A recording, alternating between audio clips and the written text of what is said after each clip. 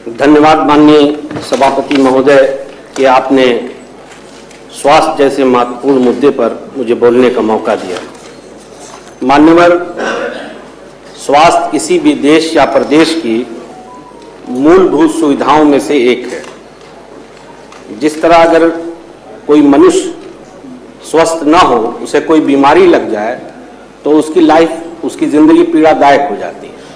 उसी तरह मान्यवर, अगर प्रदेश में स्वास्थ्य सेवाएं कमजोर हों, लचर हों, तो पूरे प्रदेश के नागरिकों की जिंदगी पेनफुल हो जाती है। मान्यवर, मैं इसलिए ये बात कह रहा हूं कि जो पिछली बार इस पे बजट का प्रोविजन था हेल्थ पे, वो लगभग 43,500 करोड़ रुपए था, और ये भी जो इस बार मैंने देखा और समझा है वो लगभग बढ़ा करके 50,000 करोड़ रुपए कर दिया गया, 50,500 करोड़। लेकिन दुखद ये है मान्यवर कि इस बजट का क्या फायदा। हम तो कहते हैं 43,000 करोड़ भी ठीक था, प्रदेश की जनसंख्या के अनुपात में कम जरूर था, लेकिन फिर भी रीजनेबली ठीक था। लेकिन मान्यवर, खर्च सिर्फ 68%। ये एक बड़ा विचारणीय प्रश्न है जिसका ये सदन खुद आकलन कर सकता है कि स्वास्थ्य जैसी गंभीर जो एक जो बेसिक नीड्स है इंसान की, अगर उसके प्रति हम इतना गंभीर हैं कि हमारे जो स्वास्थ्य विभाग है पूरा पैसा नहीं खर्च कर पा रहा है, 68% खर्च पा रहा है, तो हम कुछ भी बजट प्रोविजन करते रहें और उसका ढिढोरा पीटते रहे कि 50,000 करोड़ कर दिया, 1,00,000 करोड़ कर दिया, उसका क्या मतलब है मान्यवर? नीति आयोग की रिपोर्ट के अनुसार हमारा प्रदेश स्वास्थ्य के मामले में सबसे नीचे है, सबसे निचले पायदान पे है। लोहिया, केजीएमसी, एसपीपीजीआई जैसे बड़े जो हमारे इस प्रदेश की बैकबोन है स्वास्थ्य के मामले में, मान्यवर, वहां पे भी ये हालत है। ठीक है, वहां कॉम्पिटेंट डॉक्टर्स हैं, बियॉन्ड एनी डाउट कि उनकी क्षमता पे कोई सवाल नहीं है, मगर साधन पूरे नहीं। आबादी हमारी जितनी है इस प्रदेश की, उसके हिसाब से उस रेशियो में, उस अनुपात में हमारे पास संसाधन नहीं है। नतीजा ये हो रहा है कि बहुत बड़े पैमाने पर मरीज जो गंभीर रूप से पीड़ित हैं, गंभीर बीमारियों से, कैंसर के, किडनी के, हार्ट के, वो बेचारे मजबूर होते हैं, विवश होते हैं जगह और संसाधन की कमी की वजह से कि वो प्राइवेट अस्पतालों में मूव करें, जहां पे उनका धन का भी शोषण होता है और समय से धन की कमी है उनके पास, वो पूरा हो नहीं पाता है, और समय से इलाज नहीं मिल पाता, उनकी मृत्यु हो जाती है। मानव, इस क्रम में एक और बात कहना चाहता हूं, वो भूल जाऊंगा इसलिए मैं कह दे रहा हूं। मैं तो आपके माध्यम से हाथ जोड़ के सरकार से एक अपील भी करना चाहता हूं कि हम लोगों को जो विकास निधि दी जाती है 5 करोड़ रुपए के आसपास जो भी है, उसमें एक कैप लगा दिया गया है कि आप किसी भी मरीज को 5 करोड़ से ऊपर, 5 लाख से ऊपर नहीं लिख सकते, और पूरे साल में 25 लाख लिख सकते हैं।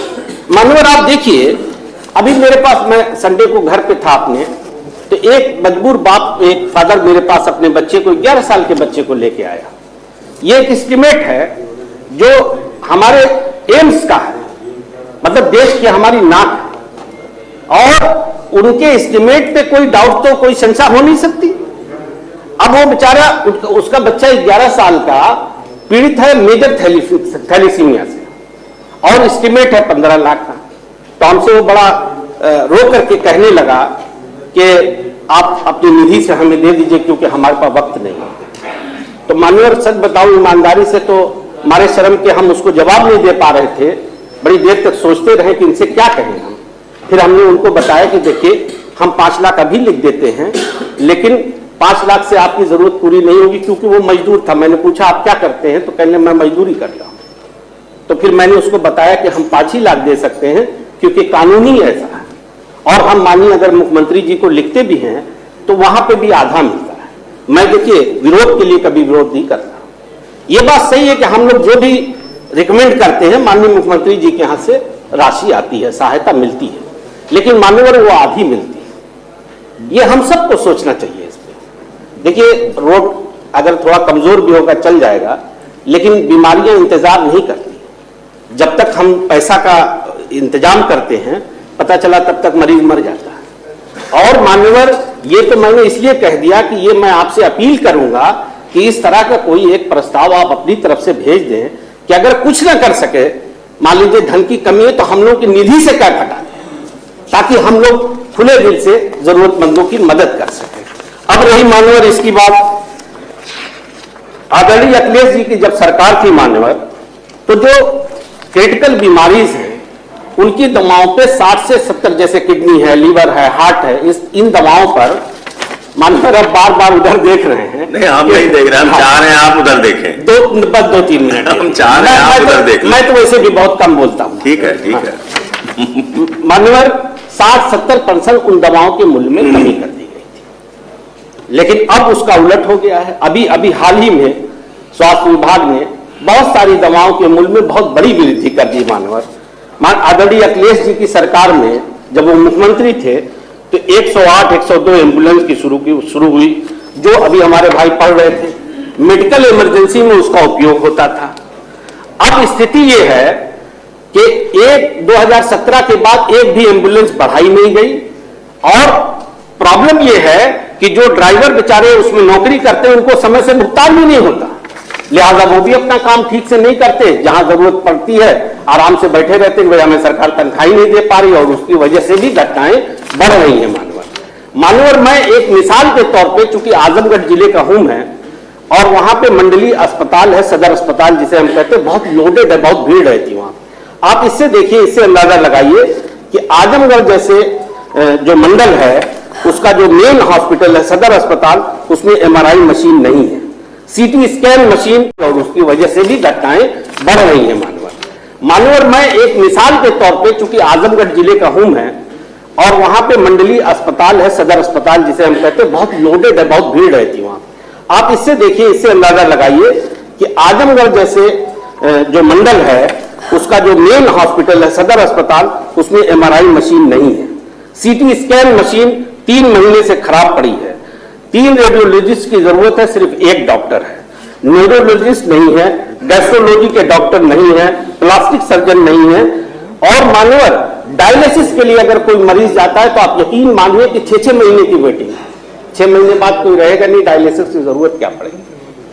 और मानवर इतने बड़े हॉस्पिटल में दवा देने के लिए सिर्फ 1 काउंटर है, जहां इतने सारे डॉक्टर लिखते हैं, 60-70 लोग लिखते हैं, सिर्फ 1 जगह उसको दवा दी जाती है, वो भी लिफाफे या किसी उसमें पैकेट में नहीं दी जाती, हाथ से पकड़ा दिया जाता। कुछ दवाएं खुली रहती मानवर, आप भी समझ सकते हैं कि वो हाइजीनिक नहीं है, वो हाइजीनिक नहीं। और मानवर आदरणीय स्वर्गीय मुलायम सिंह यादव जी थे, तो हमारे जिले में एक UP PGI भी बनवाया था, बहुत बड़ा इंफ्रास्ट्रक्चर है।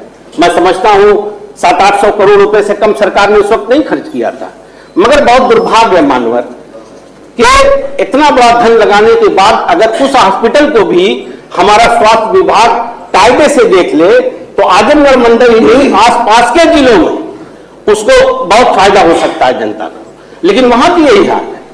वहां भी ना तो डॉक्टर रहते हैं, ना स्टाफ है, ना मशीनें हैं, टाइफिस सारी बिल्डिंग आप देखते रहिए। आदरणीय अखिलेश जी मुख्यमंत्री थे तो हमारे ही जिले में उन्होंने एक 100 बेड के 3 दिए थे, तरौलिया और मेरनगर, और एक विधानसभा में दिया था उन्होंने, लेकिन वो भी उसको प्रबंधन का शिकार है मानवर। तो माननीय अध्यक्ष महोदय, अभी बात हो रही थी, ये जो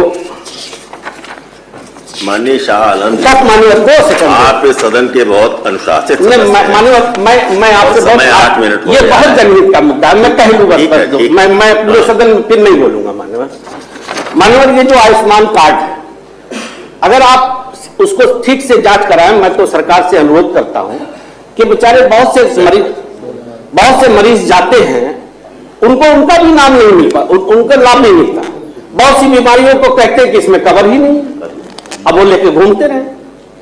तो माननीय अध्यक्ष महोदय, मैं देखिए स्वास्थ्य एक ऐसा मामला है, मैं तो सरकार से ये कहूंगा कि देखिए हमारे पास अगर कहीं संसाधन, हालांकि संसाधन की कमी नहीं, 8 लाख समथिंग का बजट है, लेकिन स्वास्थ्य अगर हमारी कहते हैं ना कि किसी देश या प्रदेश को आपको तरक्की कराना हो तो आप इंफ्रास्ट्रक्चर पे ध्यान दीजिए, एजुकेशन पे ध्यान दीजिए और स्वास्थ्य पे ध्यान दीजिए।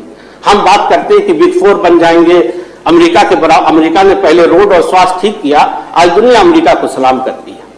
हमारे पास संसाधन की कमी नहीं है, योग्य डॉक्टरों की कमी नहीं। सरकार ने एक बात कही कि 1 डिस्ट्रिक्ट 1 मेडिकल कॉलेज, मैं उसका स्वागत करता हूं, it is a good initiative. But माननीय, मैं सिर्फ इतना कहना चाहता हूं कि आप नई चीजें जितना चाहे बनाइए, लेकिन जो हमारे पास पुरानी बनी हुई है पहले उसको तो पूरी क्षमता के साथ संचालित करिए। मान्यवर, मेरे पास तो मान्यवर, मैं कहना नहीं चाहता, मैं तो 10 एकड़ जमीन मेरे पास आजमगढ़ पे, सरकार कहे मैं उसको डोनेट कर देता हूं, फ्री में कर देता हूं, मेन रोड पे बनाए मेडिकल कॉलेज, और जो हमसे सपड़ेगा हम लोग चंदा भी करके दे देंगे। क्योंकि स्वास्थ्य अगर हमारा ठीक हो, एजुकेशन ठीक हो, इंफ्रास्ट्रक्चर ठीक हो, तो ये प्रदेश किस रफ्तार से तरक्की करेगा उसको हम दूसरे देशों से कल्पना कर सकते हैं। लेकिन सच्चाई ये है मानवर कि ये सिर्फ एक कोरा ढिढोरा है। आप 50 करोड़ का 50,000 करोड़ का बजट ले आएंगे, खर्च करेंगे 25,000 करोड़ रुपए, उसका क्या मतलब है मानवर? माननीय अध्यक्ष महोदय, आपने मुझे पेशेंटली सुना, मौका दिया, मैं आपका आभारी हूं। और माननीय, ये जो मैंने आपसे रिक्वेस्ट किया है कि अगर कुछ ना कर सके तो हम लोगों की निधि से तय हटवा दीजिए माननीय, ताकि हम लोग मदद कर सके माननीय लोगों के। ठीक है, ठीक है। और कौन?